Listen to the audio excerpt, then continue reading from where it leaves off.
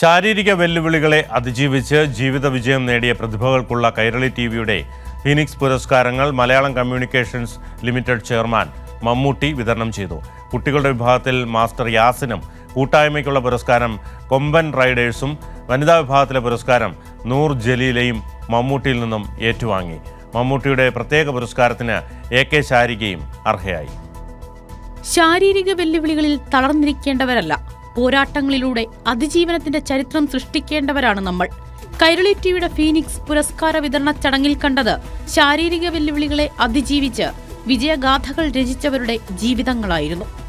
80% ചലനാവയവ വെല്ലുവിളി നേരിട്ട് വളർന്നിട്ടും കീബോർഡ് വാദകനായി വേദികളിൽ വെട്ടിത്തിളങ്ങുന്ന മാസ്റ്റർ മുഹമ്മദ് യാസിൻ കുട്ടികളുടെ വിഭാഗത്തിലെ ഫീനിക്സ് പുരസ്കാര ജേതാവായി.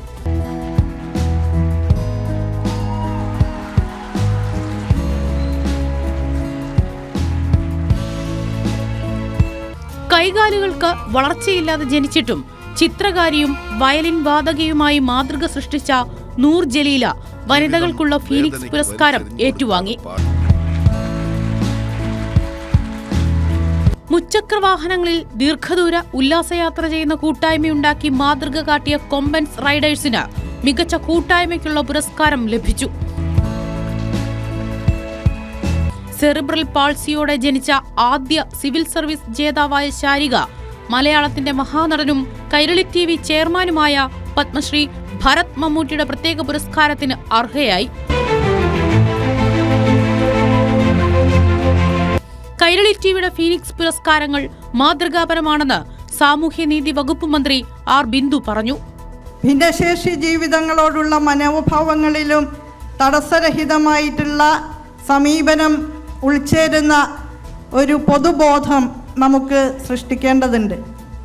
ഈ സമൂഹത്തിൽ ഒന്നാമത് പരിഗണന കൊടുക്കേണ്ടവരാണ് ഭിന്നശേഷിക്കാർ. കൈരളി TV ഡയറക്ടർമാരായ TR അജയൻ സ്വാഗതവും അഡ്വക്കേറ്റ് MM മോനായി നന്ദിയും പറഞ്ഞു. ഡയറക്ടർമാരായ CK Karunakaran, VK Muhammad Ashraf, AK Moosa master, jury chairman Renji Panicker എന്നിവർ ചടങ്ങിനെ അഭിസംബോധന ചെയ്തു. News desk, Kairali news.